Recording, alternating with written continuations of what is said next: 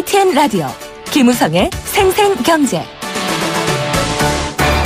애청자 여러분 안녕하십니까. YTN 뉴스 FM 김우성 PD입니다. 섀도우 보팅, 참 낯선 용어죠. 말 그대로 그림자 투표입니다.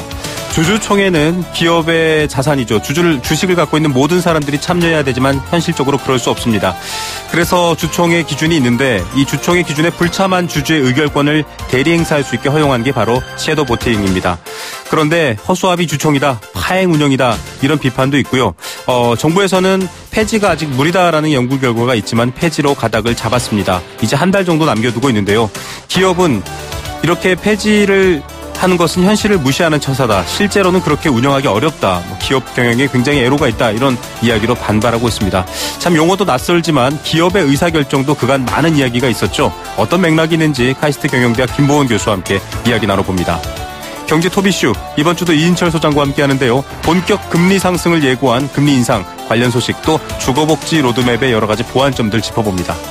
두 번째 인터뷰는 FM 라디오 이야기입니다. 지금도 FM 라디오로 생생경제 듣고 계신데요. 지진이나 재난 시에 라디오 참 필요하더라 이런 것 강조됐죠. 스마트폰 속에 FM 칩 탑재와 활성화, 정부의 설득으로 업계가 조금 받아들인 모양새입니다. LG, 삼성폰은 탑재하기로 했죠. 그런데 많은 국민이 이용하고 있는 아이폰, 애플은 반대를 했습니다. 여러 이유가 있겠지만 기기 오류나 통신망 장애 시에 국민 소통 수단으로서의 라디오 접근이 어려워진 건데요. 관련 정책 연구하고 있는 남서울대 이상훈 교수와 함께 이 문제 진단해 보겠습니다. 요즘 거리를 보면 혹한의 북유럽 국가 못지않은 패션이 흔합니다. 롱패딩인데요. 롱패딩 인기 현장 김미란 캐스터가 다녀왔습니다. 12월 1일 금요일 김우성의 생생경제 지금 출발합니다.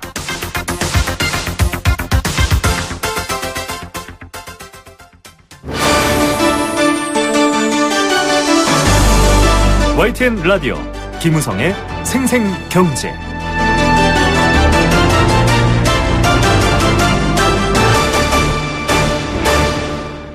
네, 첫 번째 생생 인터뷰입니다. 정부가 일명 그림자 투표, 이 섀도우 보팅의 일몰에 폐지로 가닥을 잡았습니다. 다시 연장하지 않겠다 이렇게 된 건데요. 주총에 불참한 주주의 의결권을 대리 행사한다. 즉 그 주총에서 의결권을 행사해야 되는데 안 온 사람들, 의결권 행사하지 않은 사람들을 대리 행사한다. 이런 것들을 허용한 제도가 바로 섀도우 보팅입니다. 재계는 혼란에 휩싸여 있습니다. 당장 참여 인원 미달로 정기 주총 못 연다. 임시 주총만 열다가 오히려 불이익 당할 수 있다. 이런 우려까지 나오고 있는 상황입니다. 정부도 그런 우려에 대해서는 좀 대안을 마련하겠지만 일단 섀도우 보팅 폐지로 가닥을 잡은 것 같습니다. 어떤 논란이 있는지 이게 의미하는 바가 좀 무엇인지 살펴보겠습니다. 카이스트 경영대학 김보원 교수입니다. 교수님 안녕하십니까? 안녕하세요. 네, 이 기업 운영에 관련해서 사실은 국민들이 아직 잘 관심이 많지 않아서 모르는 말들이 많습니다. 섀도우 보팅 좀 더 보완 설명이 필요할 것 같아요. 이게 정확히 뭔가요? 예, 섀도우 보팅이라고 하는 것은 상장기업이 주주총회를 열었을 때 의결 정족수가 부족한 경우가 생깁니다. 네. 그런데 이때 이제 예탁 결전에 주주들이 맡긴 주권에 대해서 의결권 대리 행사를 요청하는 그런 제도인데요. 네. 예를 들어서 주주가 100명인 기업이 있을 때 주총에 10명이 참석을 해서 8명이 어떤 안건을 찬성을 하고 2명이 반대를 했다. 네. 그러면 80%가 찬성을 했으니까 그 안건이 결정이 돼야 되는데 네. 실제로 결정이 안 되죠. 왜냐하면은 10%가 주총에 참여했기 때문에 의결 정족수를 맞추지 못합니다. 아, 네. 근데 만약에 이 경우 우리가 그 주총에 참여하진 않았지만은 예탁 결전에 있는 주주들이 맡긴 주권도 이러한 동일한 비율로 찬성을 한다라고 가정을 한다면, 네네. 그러면은 이제 그 안건이 확정이 되겠죠. 네. 그래서 이 섀도우 보팅이라고 하는 것은 이렇게 주총에서의 의사결정의 효율성을 위해서 만들어진 제도다라고 볼 수 있겠습니다. 네. 그러면은 그 참석하지 않은 이를테면 주주에 대한 부분들은 누가 결정을 하게 되는 건가요? 그냥 의사를 전하는 건 아닐 테고요. 그렇죠. 그러니까는 그게 이제 예탁 결전이 가지고 있는 그 주권에 대해서 그 주주들은 암묵적으로 이제 그 주총에 참여한 네. 의사결정의 그 동의한다. 패턴하고 네. 동일하게 이루어진다라고 하는 것이 이러한 그 제도가 의미하는 바가 되겠습니다. 예. 자, 섀도우 보팅에서 조금 더 이해가 넓어지셨기를 바라고요. 자, 일단은 다음 달이 일몰인데요. 정부는 그대로 일몰되도록, 즉 폐지하도록 하겠다라고 하는데 정부의 입장 배경은 어떻게 읽고 계십니까? 정부가 이 섀도우 보팅을 폐지하려고 하는 이유는 굉장히 단순하고요. 또 어떤 면에서는 또 정당한 이유라고 볼 수 있습니다. 네. 저희가 예를 들어서 주총에 겨우 10%의 주주가 참여했는데 참여하지 않은 주주들도 주총에 참여한 주주들하고 동일한 생각을 가지고 동일한 의사결정을 할 거다라고 하는 가정이 있지 않습니까? 네. 근데 이 가정은 상당히 좀 모호하고 너무 이제 확대된 가정이라고 볼 수 있죠. 네. 예를 들어서 우리가 주총에 참여하지 않은 주주들이 과연 주총에 참여한 그 소수의 주주들하고 의견이 동일할 것이냐. 네. 그래서 주주의 진정한 의도가 좀 조작될 수 있고 결과적으로 기업의 지배구조가 왜곡될 수 있다라고 하는 것이 아마 정부가 가지고 있는 가장 큰 우려사항이 아닌가 생각을 합니다. 예. 자, 정부는 이런 얘기도 했습니다. 이 최종구 금융위원장은 언젠가 이 기업의 중장기적 성장을 위해서 한번 받아들여야 된다. 물론 지금 효율성을 위해서 허용해주고 있지만 제대로 하기 위해서는 언젠가는 받아들여야 된다. 이런 취지인데 당장의 반대가 많은데 반대하는 입장은 굉장히 많습니다. 정부 영역 조사 결과도 지금 이렇게 하면 운영 자체가 어렵다라는 게 나왔는데 왜 폐지하느냐. 또 외국인 투자자 집단 행동 등의 여러 부작용도 있지 않냐. 반대 의견이 팽팽한데 어떻게 보십니까? 주로 지금까지 섀도우 보팅을 활용한 안건을 조사해 보면요. 네. 감사나 혹은 감사위원 선임, 그다음에 정관 변경 네. 등과 같은 이제 특별 결의 사항에 많이 이제 활용됐더라고요. 네네. 그래서 예를 들어서 이제 감사를 선임할 때는 사실 문제가 좀 되긴 됩니다. 네. 예를 들어서 아무리 지분을 많이 가지고 있는 주주라 할지라도 감사를 선임할 때는 의결권이 3%로 제한되거든요. 그렇죠. 그러니까는 상당히 제약 요건이 크기 때문에 섀도우 보팅의 덕을 많이 봤죠. 네. 그다음에 이제 정관 변경을 할 때도 이제 특별히 이런 섀도우 보팅이 여러 가지 도움을 준 건 사실입니다. 네. 하지만은 그 섀도우 보팅이 폐지됐을 때의 부작용에 대해서 너무 우려가 좀 과대 포장된 게 아닌가. 네. 그런 인상도 좀 있어요. 그래서 예를 들어서 감사를 선임할 때 지금 현재 있는 규정이 가지고 있는 문제를 좀 현실적으로 해결할 수 있는 대안들은 충분히 나올 수 있는 거거든요. 네. 그래서 저는 그러한 면에서 우리가 우려를 너무 과대 포장하는 것은 좀 피해야 되지 않나 그런 생각을 합니다. 네. 사실 섀도우 보팅도 원래 정상적으로라면 모든 주총의 주주의 의사가 반영돼서 결정이 돼야 되지만 현실적으로 안 그래서 한 일종의 보완책인데 네네. 예, 그 보완책을 폐지하는 거에 대한 반대급부를 너무 크게 해석한다. 이 감사 말씀하셨지만 기업의 투명성이라든지 여러 가지에서 중요한 역할인데 지금 감사 선임 안 하면 과태료 내거나 계속 임시주총을 열거나 그도 안 되면 뭐 상장 폐지 이렇게까지 얘기가 나오거든요. 네. 네. 자, 이런 부분들 때문에 또 얘기를 하고 있다 이런 얘기입니다. 자, 근데 기업 그런 것들 네. 이제 보완책을 쉽게 마련할 수 있을 거라고 생각이 들어요. 그래서 네. 우리가 이제 섀도우 보팅을 폐지했을 때 얻을 수 있는 장점과 네. 단점을 잘 비교를 해봐야 될 겁니다. 네. 자, 이 단점 말고 좀 장점에 대한 얘기를 잠깐 여쭤보겠습니다. 사실 이게 허수아비 주총이다 이런 비판들도 있었고 또 경영권을 강화하기 위해서 주총 참여 자체를 좀 까다롭게 하면 어쩔 수 없이 이제 자동적으로 이 섀도우 보팅이 되는 상황이 있기 때문에 이 부분에 대한 보완으로 좀 여러 가지 얻을 수 있는 장점도 있을까요? 어떻습니까? 그 섀도우 보팅을 폐지를 반대하는데 이제 가장 큰 그 이유가 네. 결국은 주총을 제대로 운영한다 이제 그런 취지인데요. 네.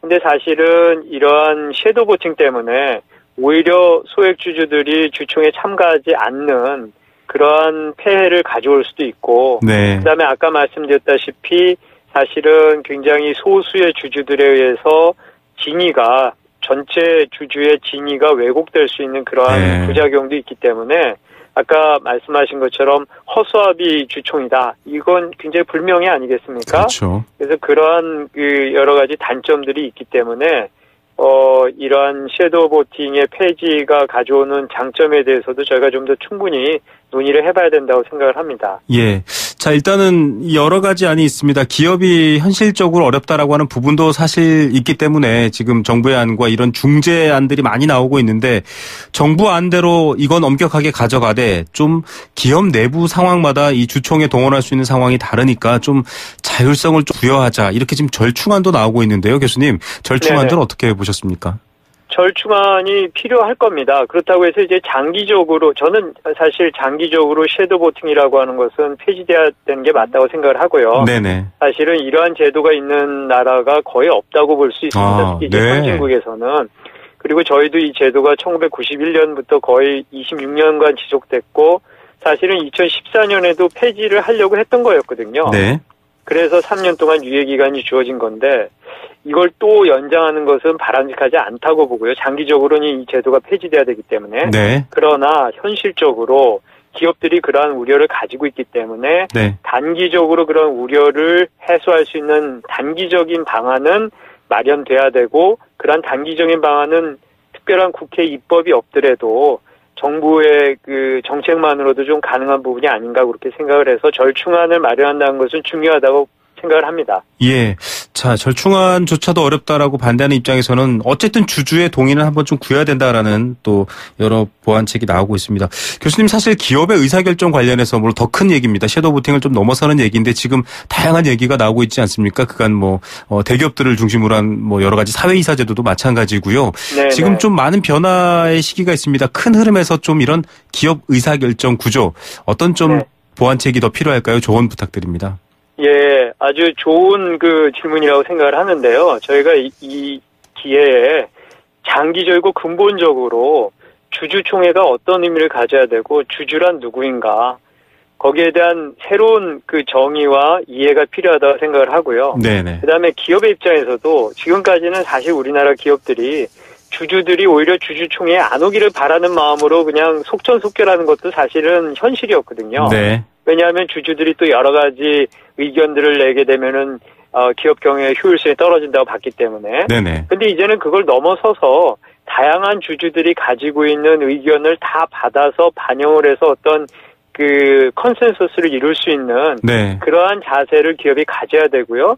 그다음에 모든 주주들도 이제는 투기라고 하는 단기적인 관점을 벗어나서 자기가 투자하고 있는 기업이 장기적으로 발전할 수 있는 그러한 방안으로 건설적인 의견을 가지고 그런 의견을 개진하기 위해서 주총에 적극적으로 참여하는. 그래서 우리나라의 그 주식에 대한 투자라든지 기업의 어떤 그 투자 이런 네. 것들에 대한 개념이 좀 더 건설적인 방향으로 변화하는 그러한 계기가 됐으면 좋겠다고 생각을 합니다. 예, 사회와 민주적 의사결정 구조의 수준이 높아지는 수준처럼 기업들의 수준도 함께 발을 맞추는 분위기 이런 말도 떠오르는군요. 오늘 말씀 감사드립니다. 예, 감사합니다. 네, 카이스트 경영대학 김보원 교수였습니다. YTN 라디오 김우성의 생생경제. 네, 애청자 여러분들과 함께 고민하고 생각하고 의견을 나눌 수 있는 그런 말을 먼저 건네는 시간이 바로 이 공감사전입니다. 단문 50원, 장문 100원의 정보 이용료 부과되는 샵 0945번 문자로 보내시면 됩니다. 우물정 0945번 문자 열어뒀습니다. 참여해 주시면 추첨을 통해서 도심 속 꿈의 놀이터 일산 원마운트에서 워터파크 스노우파크 이용권 선물로 드리고 있습니다. 공감사전 주제 섀도우 보팅입니다. 저도 사실 용어들이 너무 어려운 것들이 많아서 항상 이 프로그램 진행하면서 어려운 점이 많은데요. 섀도우 보팅 앞서도 설명했지만 직접 참석하지 않은 사람도 참석한 것으로 간주해서 그 의사결정에 동의한 것으로 생각해서 말하는 걸 말합니다. 사실 주총에 많은 인원이 오거나 또 단기적으로 시세 차익을 노리고 주식을 샀다가 파는 사람들까지 다 포함해서 의사결정하는 게 어렵기 때문에 현실적인 보완책으로 만들었습니다. 1991년 도입됐다고 앞서도 인터뷰에서 말씀드렸는데요. 사실 이런 부분들 때문에 효율성 면에서는 지금까지 계속 유지된 제도지만 또 정부라든지 여러 대안적인 입장을 말하는 쪽에서는 한 번쯤은 다시 한번 정리하고 원칙적인 부분을 따져야 될 제도라는 문제 제기가 나오고 있습니다. 당장 한 달 뒤에 폐지가 됩니다. 과연 여러 주주들의 의견을 시간이 걸리고 더디더라도 받아들여서 가야 될까요? 아니면 지금 기업들이 주장하는 것처럼 효율적이고 빠른 의사결정에 따른 또 경제 변화를 대응하기 위한 방식으로 유지하거나 더 보완되는 게 맞을까요? 혹은 그 중간에 여러 가지 보완론도 있습니다. 청취자 여러분들은 기업들의 의사결정 구조 어떻게 생각하십니까? 다양한 의견들 기다리겠습니다.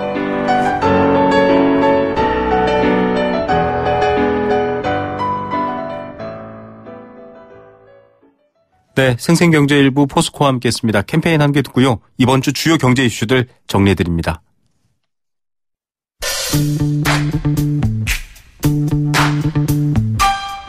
참 좋은 경제연구소 이인철 소장과 함께 이번 주 가장 중요한 경제 이슈를 정리해드립니다. 경제 톱 이슈.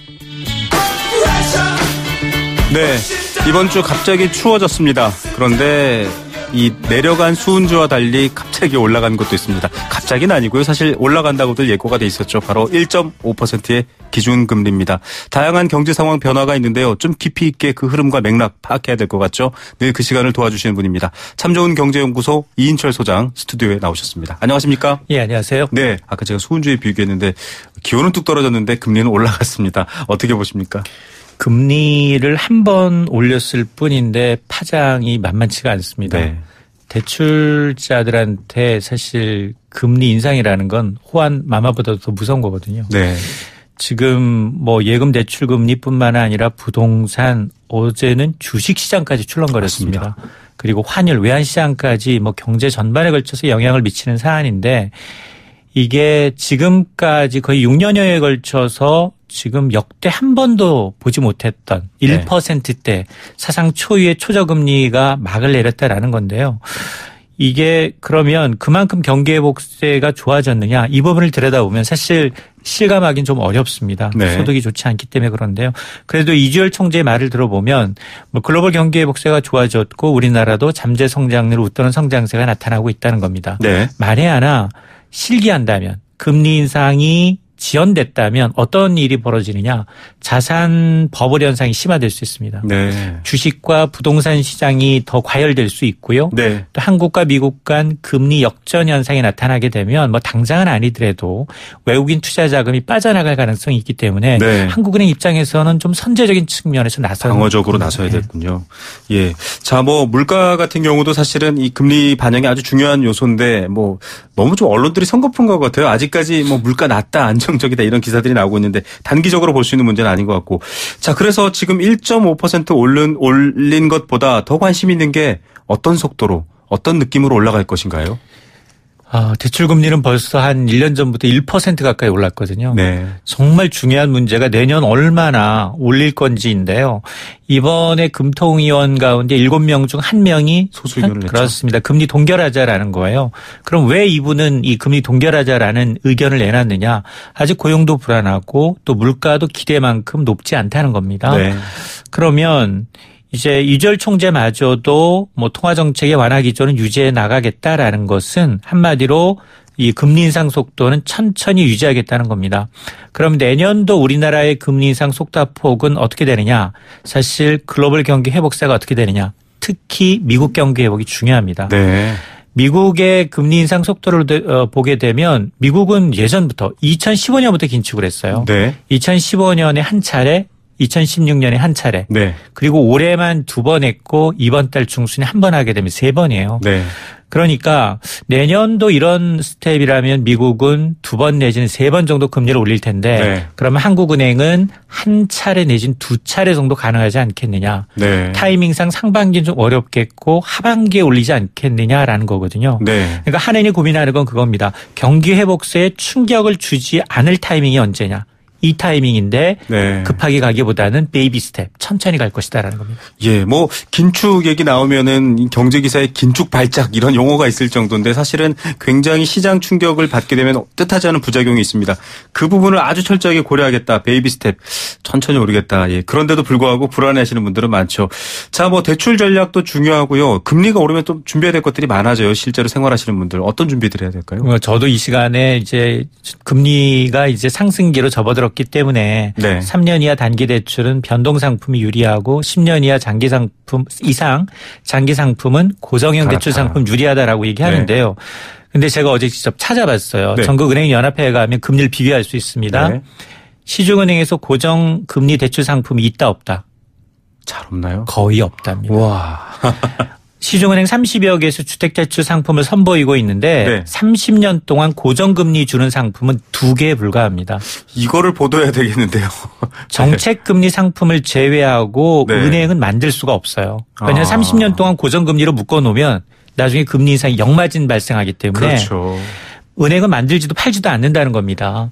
그래서 그럼 지금 판매하고는 고정금리 상품은 뭐냐? 이건 네. 사실상 계약하고 5년만 고정금리예요. 5년 고정금리를 그렇습니다. 봐야 되겠군요. 그 이후에는 시중금리 반영해서 5년마다 바뀝니다. 그러니까요. 사실상 혼합형 대출 상품이라는 건데요. 네. 그래서 이런 걸 좀 감안해서 따져볼 필요가 있고 특히나 이제 변동형이 고정형 금리보다 통상 한 1에서 2%포인트 정도 낮기 때문에 네. 그 기간을 좀 따져볼 필요가 있고 그리고 내년부터 대출 규제 더 강화되거든요. 그렇죠. 뭐 신 DTI다, DSR이다, 네. 뭐 이런 것들.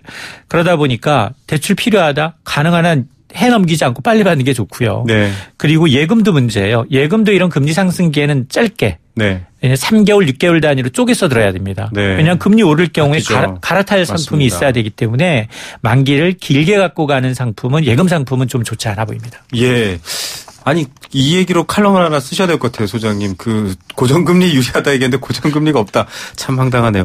자, 뭘 황당한 게 아니라 이제 은행의 사정도 이해가 되는데 그런 부분들도 한번 봐야 될 것 같고요. 두 번째 이야기입니다. 자, 주거복지 로드맵이 나왔어요. 지금 그린벨트 푸는 것도 논란이 되고 있고요. 실질적인 주거 사다리가 안 되는 것도 39세 이 기준 때문에 4050 뿔난 것 이슈가 너무 많던데 재원까지도 뜨겁습니다. 어떻게 봐야 됩니까, 이거?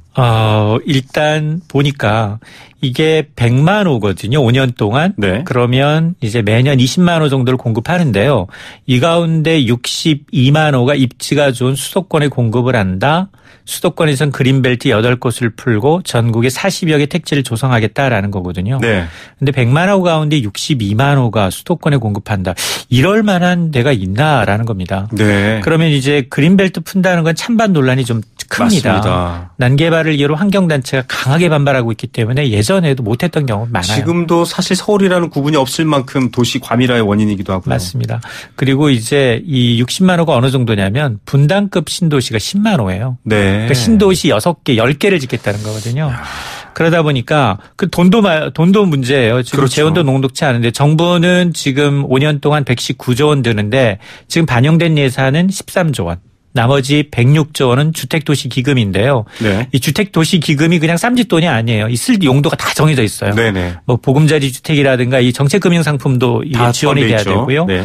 또 이 도시재생 뉴딜 사업도 해야 되고요. 지금 뭐 거래절벽으로 이 기금도 잘 쌓이지 않을 것으로 보이죠. 네. 이렇게 되면 결국 이 주도적 역할을 하는 LH공사 이 부채 덩어리 아닙니까? 그렇죠. 130조 원이 넘는 여기에 부담을 더 키우게 된다는 건 결국 혈세를 투입해야 되는 악순환이 발생할 수 있다는 겁니다. 참 정확한 이 전망이 중요한 게 바로 부동산입니다. 지금 이게 굉장히 카더라가 망치고 있는 대표적인 곳이어서 그런데 이런 부분들에 대한 우려와 또 하나가 바로 실질적으로 주거 사다리가 되느냐, 뭐 임대주택 유도 방안도 빠지고 전월세 상한제 같은 것들도 빠졌어요. 알맹이 없다 이런 평가 어떻게 보십니까? 맞습니다. 전세 시장이 가장 파급력이 크고 대통령의 공약 사항이기 때문에 반드시 들어갈 것으로 봤죠.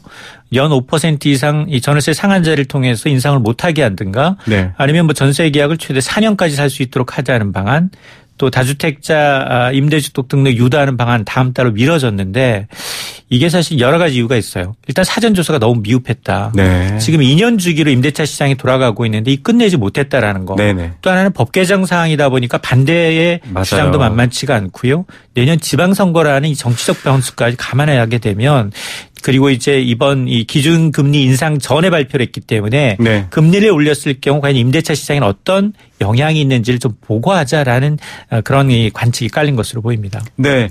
일단 뭐 가장 굵직한 보완책들 어떤 얘기했는지 짧게 정리 부탁드립니다.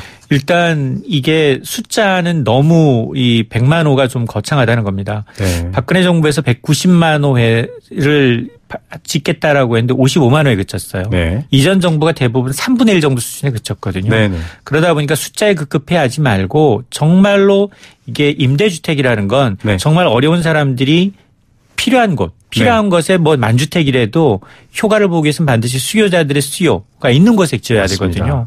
그리고 또 하나가 이 매정권이 얘기하고 있습니다만 이럴 경우 이제 의견 조합이 안 됐을 경우 개발 제한 구역을 풀 경우에는 후세대들에게는 환경 파괴를 하는 네. 이런 이제 좋지 않은 선례를 남기기 때문에 이런 것도 좀 고민할 필요가 있어 보입니다. 네. 풀 숙제가 만만치 않아 보입니다. 오늘 소식들 감사드립니다. 네, 감사합니다. 신저훈 경제연구소 이인철 소장이었습니다.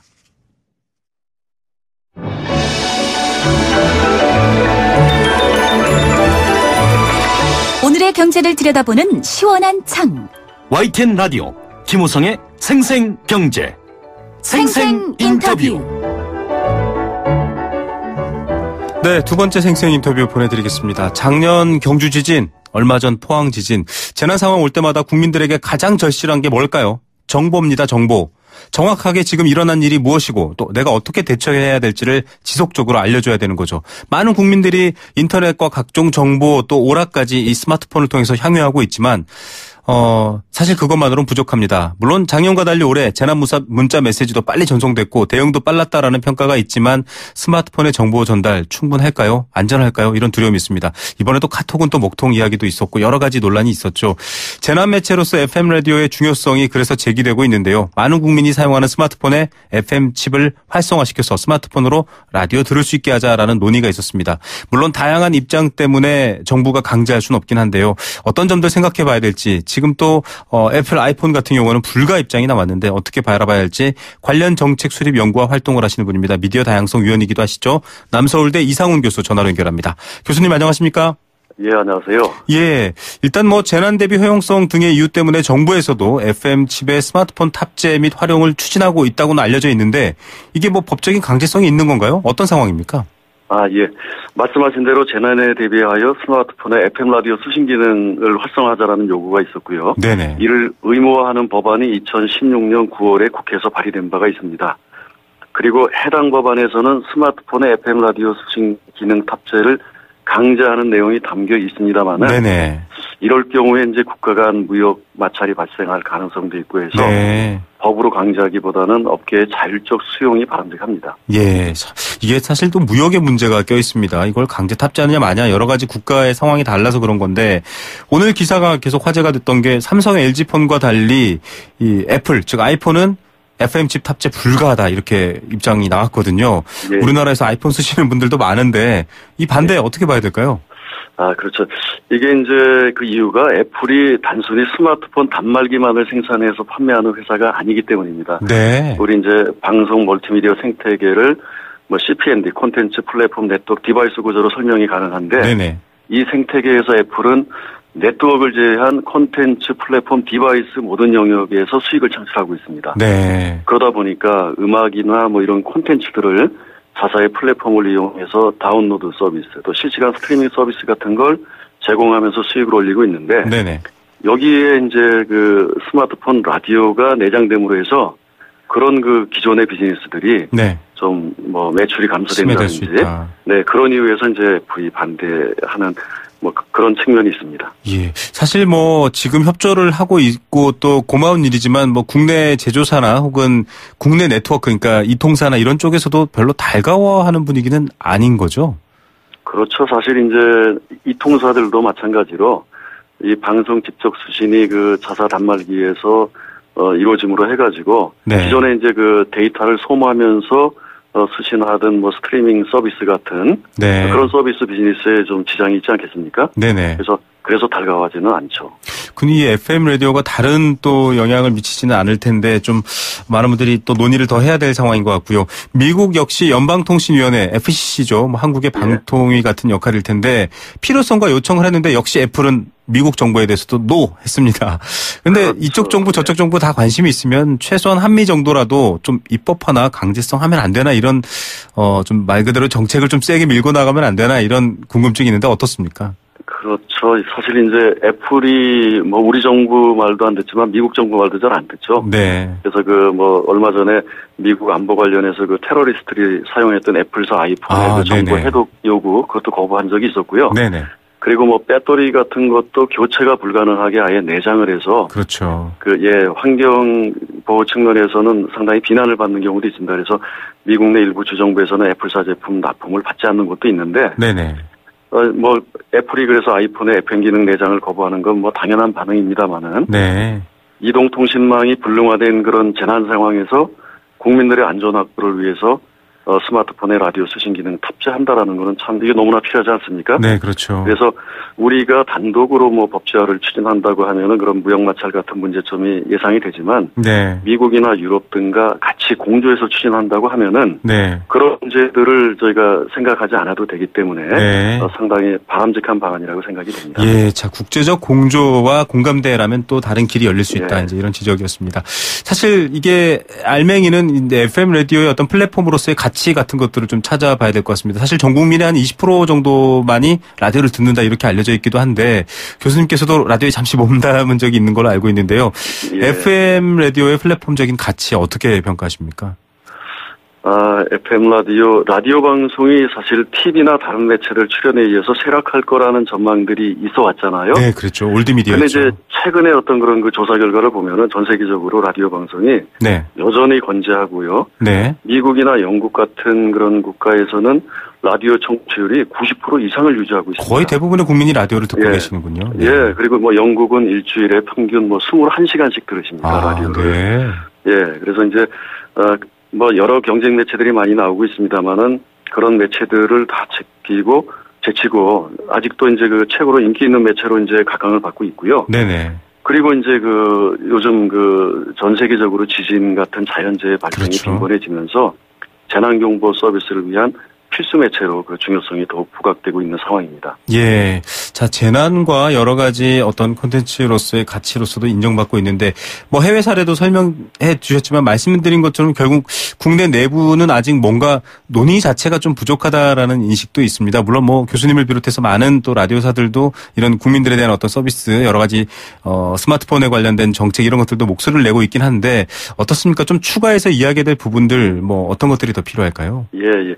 사실 국내 라디오 방송 관련해서는 DMB나 UHTV 등 타매체 도입의 우선순위가 좀 밀려서 소외되어 온 측면이 있습니다. 네네. 예, 그러나 이제 최근에 과학기술 정통부 등 그 주무부처에서 라디오 방송에 관심을 가지고 관련 정책을 추진 중이십니다. 네. 그래서 이런 과정에서 라디오 방송사, 청취자 그리고 업계, 학계 등 다양한 그 요구 사항들이 수용돼서 좋은 방향으로 정책 논의가 이루어질 것으로 기대하고 있습니다. 네. 자, 뭐 지금도 YTN FM 라디오 김우성의 생생경제 듣고 계신 분들 다 라디오로 듣고 계시거나 차 안에서 들으시거나 또 앱으로 듣고 계신 분들도 있는데요. 좀 다양하고 편안하게 라디오를 즐길 수 있겠다라는 목소리 많이 내주시면 또 힘이 될 것 같다라는 생각도 들고요. 교수님 끝으로 이 스마트폰 탑재 지금 뭐 애플이 노 하는 바람에 좀 여러 가지 이 논의가 갈라지고 있는 상황인데 이 스마트폰에 라디오 탑재하는 것 뭐 혹은 하이브리드 라디오 이렇게도 표현했었는데 어떤 방식으로 좀 논의가 더 진행돼야 좀 가시적일까요? 어떻게 보십니까? 예. 스마트폰에 라디오 방송 수신 기능이 탑재되는 것은 기정사실이라고 여겨집니다. 네. 그러나 이제 단지 스마트폰에 라디오 기능이 내장되는 게 중요한 게 아니고 네네. 어떻게 탑재하느냐가 중요한데요. 네.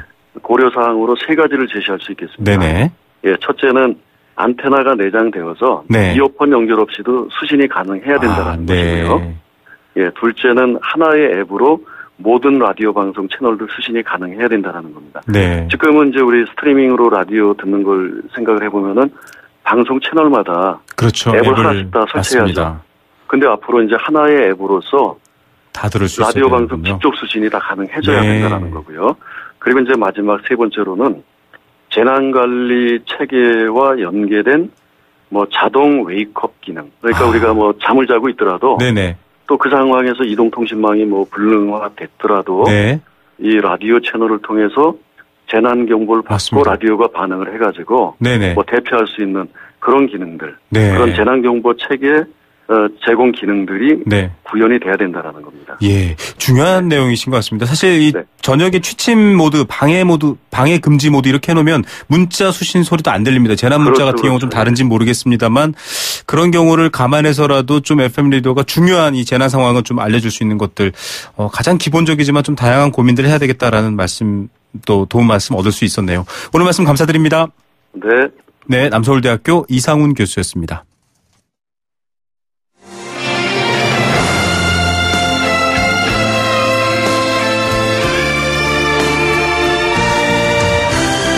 YTN 라디오 김우성의 생생경제 더불어 함께 살아가는 삶 그리고 더 나은 삶을 꿈꾸는 시간 오후에 만나는 싱싱한 라디오 경제 김우성의 생생경제가 대한민국 경제를 지키는 여러분과 지금 함께하고 있습니다.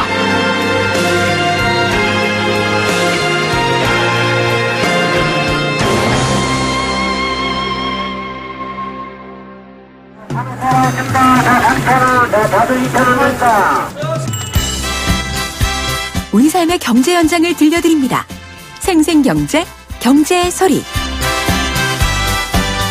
네, 다양한 경제 현상 또 아주 재미있는 경제 이야기들 직접 발로 가서 귀로 담아오는 그런 시간입니다. 귀로 담아오는데 누가 담아오냐고요? 네, 김미란 경제캐스터가 담아옵니다. 안녕하십니까? 네, 안녕하세요. 네, 오늘은 어떤 소리 담아왔습니까? 네, 요즘 겨울철 아주 인기 있는 제품인데요. 네.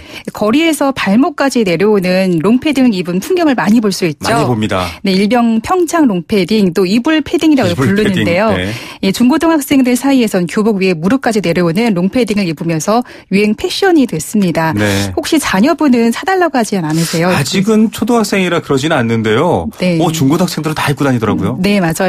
길이가 100에서 120cm까지 길고 보온성이 좋아서 더 인기를 끌고 있는데요. 네. 거리에서 입은 학생들을 직접 만나봤습니다. 네. 고등학생인데요. 그냥 10명 중 7명, 8명은 다 입어요. 이것도 20만 원 정도 해가지고 브랜드에서 많이 롱패딩 파니까 거기서 많이 사는 것 같아요. 학교 가면은 친구들 다 롱패딩 입고 있는 그런 추세예요. 근데 요즘은 애들이 다 입고 있으니까 롱패딩 없으면 나도 하나 사야겠다 이런 느낌이 들고 막 그래요. 엄마한테 하나 사달라 그러고 돈 모아서 사려고 그러고 있어요. 유행 따라서 입는 것도 있어요. 이건 40만 원 정도 해요. 데상트나 네파도 있고 막 여러 가지 한 40만 원 다 그 정도대로 입는 것 같아요. 뭔가 다들 입으니까 입는 것 같아요. 흰색은 때 같아서 검정색 롱패딩 많이 입어요. 롱패딩 이 디자인이 예쁜 게 많이 나온 것 같기도 하고 교복 입으면 추우니까 그게 제일 큰 이유인 것 같아요. 네, 유행을 뭐라 할 수는 없는데요. 네. 40만 원, 20만 원. 저는 약간 부모 입장이라 그런지 그 돈 벌려면 이런 생각이 드는데 참 유행이네요. 네, 어제 오전에 한 백화점에서는 마지막으로 평창 롱패딩의 판매가 맞아요. 종료됐습니다. 어제 새벽부터 번호표를 받기 위해서 줄을 섰고 아예 2, 3일 전부터 노수까지 하면서 기다렸는데요. 네. 어제 입고된 3,000장 모두 다 완판이 됐습니다. 네. 정말 열기가 뜨거운데요. 이 롱패딩은 벤치파카 용도로 운동선수들이 벤치에 기다리면서 체온 유지 때문에 입은 건데요. 이 작년 대비 월등히 많이 판매가 되고 있고 올 겨울 패션 트렌드가 이 길이감이 긴 스타일로 유행처럼 퍼지고 있습니다. 이 판매가 어떤지 한 스포츠 의류 매장 직원을 만나봤습니다. 네. 저 맨 앞에 있는 12만 9천 원짜리가 지금 평창 패딩이랑 거의 비슷해요. 디자인 자체가. 그래서 고객님들이 제일 많이 찾으세요. 성인 남성분들은 무릎 살짝 위 그 정도 길이감이요. 이번 주말 동안도 확실히 슈 패딩보다는 롱 패딩이 훨씬 더 많이 나가요. 대략 한 4, 50장 정도는 나간다고 보시면 될 것 같아요. 일단 제일 학생분들이 제일 많이 찾고요. 그 다음에는 20, 30대 분들도 많이 찾으시고 요즘에는 하도 날이 추우니까 나이 많으신 분들도 많이 가져가세요. 롱 패딩은 작년부터 유행이었죠. 평창 패딩이 나오니까 더 붐한 것 같아요. 맞아요. 지금 동계올림픽 붐 때문이기도 하고 이게 사실은 매 세대마다 있었던 것 같아요. 저희 때는 네. 나이가 밝혀질까요? 떡볶이 코트라고 해서 이렇게 단추가 독특한 코트가 유행이었었는데 이 가격이 만만치 않을 것 같아요. 어떻습니까? 네, 백화점에서는 10만 원 후반대부터 40만 원, 고가는 100만 원대까지 있는데요. 중간 가격 20만 원대가 들어오면 이 사이즈 자체가 빨리 품절된다고 합니다. 이게 사실은 등골 브레이커라고 하면서 저희도 한번 인터뷰로 다룬 적이 있었는데 네. 이렇게 비쌀 이유가 있나 싶기도 한데 충전재나 여러 가지 가격차가 있나요? 네, 맞습니다. 이 충전재나 원단 다운지, 다운 원산지, 패딩 원단에 따라서 가격이 나눠지는데요. 네. 천연 다운 같은 경우는 오리 솜털이 80에 깃털 20의 비율로 쓰이고요. 네네. 아주 고가 라인의 제품만 솜털, 깃털의 비율이 9대 1로 구성되어 있습니다. 네. 유아 아동복 코너까지 롱패딩으로 진열되어 있는 것을 보고 정말 유행인 것을 실감했는데요. 네네. 이 부모의 입장에서는 우리 아이만 없으면 위축이 될까 봐 사준다고 합니다. 시민들의 의견을 조금 더 들어보시죠. 이가 따뜻하니까 부모 입장에서도 든든하고 또 아이가 졸리고 미리 자기네들이 가서 메이커 선정해 놓은 거를 또 디자인까지 다 해서 엄마를 데리고 가서 사줘야 되는 것도 안 입으면 왠지 우리 아이들은 위축될 것 같아서 할 수 없이 사줬어요. 롱패딩이 유행에 따라가는 그거지 저 어른 입장에서 보기에는 굉장히 좀 활동하는데 길어서 거추장스럽고 행동하는데 불편을 느껴서 안전사고도 날 것 같고 뭐에 걸려서 넘어지기도 하고 오히려 유행에 따라가는 과소비의 한 일부분이라고 생각합니다. 네. 사실 물건 구매할 때 부모님들이 물건을 그냥 사고 소비하는 거를 돈이 있으면 하고 없으면 안 하고가 아니고요. 이걸 왜 해야 되는지에 대한 합리성을 좀 본인도 배우고 아이들한테 가르쳐줘야 돼요. 그래서 이게 필요한가, 네. 어떤 이유로 필요한가, 지불할 만한가를 고민해야 되는데. 네, 맞아요. 예, 저도 사실은 뭐 아이들을 키우는 입장에서 항상 물건을 살 때 좀 고민돼요. 고가가 많거든요. 그런데. 네. 롱패딩 과연 그래야 되나 싶기도 하고. 아니, 김미란 캐스터는 롱패딩 있으신가요? 저는 아직 없는데요. 네. 너무 추워서 저도 지금 사려고. 유행해서 사려고 하는 거 아닌가요? 너무 추워서 좀 네. 유행이 됐고요. 자, 정말 추우면 사실 야외에 계신 분들에게는 아주 유용할 것 같다는 생각도 네, 듭니다. 그런데 이렇게 인기가 많다 보니까 사기까지 등장했어요. 롱패딩 사려고 들어갔다가 지불했는데 먹튀하는 이런 가짜 사이트들까지 있다고요? 네, 지난주부터 이 블랙 프라이데이와 사이버 먼데이까지 좀 이어지면서 해외 사이트에서 조금 저렴하게 좀 구매를 하려다 네. 피해 건수가 속출하고 있습니다. 네. 이 서울시 전자상 거래센터에 따르면 롱패딩을 구입하는데 사기를 의심되는 피해 사례가 지난주부터 이번 주까지 한 60건이 넘게 접수됐다고 합니다. 네. 이 피해자 소비자 이혜민 씨의 좀 경우를 들어보겠습니다. 네. 네, 롱패딩이 유행이어가지고 조금이라도 더 싸게 구매를 하려고 해외 사이트를 뒤져봤는데요. 30만 원 정도 주고 이제 캐나다 구스를 사려고 결제를 했는데 다른 사이트에 뒤지다 보니까 좀 더 싼 가격이 있어가지고 그쪽 상품을 사려고 했는데 구매 취소를 하려고 보니까 취소도 잘 되지도 않고 판매자 주소나 이런 메일 주소나 이런 것도 잘 알 수가 없어가지고 지금 제가 취소를 해놓고도 취소가 됐는지 안 됐는지 잘 여부를 알 수가 없어서 굉장히 좀 난감한 상황이거든요. 네. 참 이게 가격이 비싸고 인기가 많으니까 이런 일이 생기는 것 같습니다. 자, 조심하시고요, 여러분. 이 롱패딩 인기 있는데 좀 싸게 좋은 제품 판다고 하실 땐 또 꼭 의심해 보시기 바랍니다. 일단 근데 사기를 당했어요. 그럼 어떻게 대처해야 됩니까? 네, 일단 사기로 좀 의심이 되면요. 서울시 전자상 거래센터에 바로 신고하시기 바랍니다. 네. 이 접수된 내용 대부분이 구매 사이트 이용이 정상적으로 되지 않고요. 구매 당시에는 유료화로 표시가 돼 있다가 결제 시에는 위안으로 되는 등 업체와 연락도 안 된다고 합니다. 네, 구매와 결제 당시 화폐가 다를 수도 있고 좀 애매한 부분도 확인하시고 서울 전자상거래센터에 가서 신고하시면 된다라는 거 알아두시기 바라고요. 주로 거래가 의심되는 사기로 의심되는 그런 사이트 주의해야 될 것들 어디입니까? 네, 현재 지금 사기로 접수된 것은 고가 패딩인 캐나다 구스를 판매하는 카파스토어나 네. 카파 아울렛, 카파데이 등인데요. 네네. 좀 이곳은 도메인이 계속 바뀌어가면서 운영되고 있는 것이 문제입니다. 네. 예전에는 카드 결제가 안 되는 사기 사이트들이 많았지만 지금은 카드 결제까지 되면서 안심할 수가 없습니다. 예, 자 카파 아울렛, 카파데이, 카파스토어 등이 지금 사기 거래 의심 또 여러 가지 이야기로 올라와 있는데 피해 예방하고 좀 주의하려면 어떻게 해야 되죠? 네, 가급적이면 개인이 운영하는 사이트보다는 좀 인지도가 있는 해외 쇼핑을 이용하는 게 좀 사기 피해를 예방하는 최선입니다. 네. 이 해외 사이트는 해외 약관이 따르기 때문에요. 사업 등록자가 등록이 돼 있지 않거든요. 네. 가격이 너무 지나치게 할인되어 있는 곳은 의심해 봐야 하고요. 네. 쇼핑몰의 연락처가 공개되지 않은 곳은 반드시 피하시기 바랍니다. 네. 자, 뭐 가격 비싸고 너무 유행 따라가고 좀 과소비다 이런 비판도 분명히 있지만 또 한편으로는 아주 따뜻한 걸 선호하는 사람들과 유행을 추구하는 사람들을 네. 나쁘다고 볼 수 없거든요.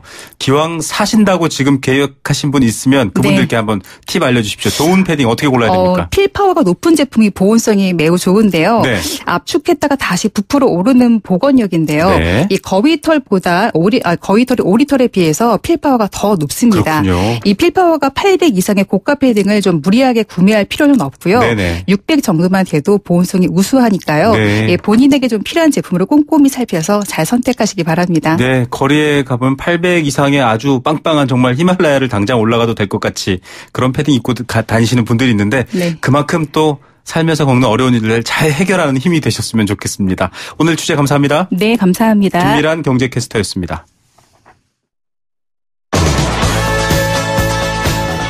네, 생생경제 포스코와 함께했습니다. 4867님은요. 섀도우 버팅은 없애야 돼. 좀 의견을 물을 수 있는 다양한 보안책으로서 뭐 우편 전화 혹은 뭐 홈페이지 로그인, 실주주 확인 이런 좀 보안책 마련하면 어떨까요? 라고 말씀해 주셨습니다.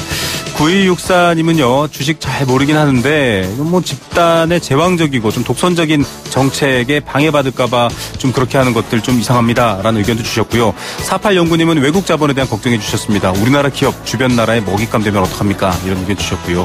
기업이 좀 상도를 잘 지켰으면 섀도우 버팅이 왜 필요하겠습니까? 뭐 섀도우 버팅과 무관하게 국민들이 지지할 텐데요. 좀 기업들의 투명한 태도 요구합니다라는 의견 주셨고요. 5264님 감사합니다. 4188님 경제 상황 이해하는데 많은 도움이 되는 고마운 방송입니다. 예탁 결제원에서 의결권 행사 권리 빌려와서 정족수 맞추는 거는 이해가 되는데 의결권 찬반은 어떻게 합니까? 예, 앞서 말씀해드렸지만 부족한 사람들이 정한 의결권을 그대로 인정하는 방식으로 가는 거죠. 그런 부분이 좀 문제가 있다라는 얘기입니다. 부동산 관련해서도 뭐 보유세를 올려서 100만 원 해결해라 이런 의견도 주셨고요. 다양한 의견, 불금, 날씨가 차니까 감기 조심하라는 8109님의 의견도 감사드립니다. 다양한 의견들 덕분에 또 좋은 방송 더 만들 수 있도록 노력하도록 하겠습니다. 주말 잘 보내시고요. 주말엔 YTN 라디오 뉴스앤뮤직도 함께해 주시기 바랍니다. 저는 월요일 3시 10분 다시 김우성의 생생경제로 돌아오겠습니다. 감사합니다.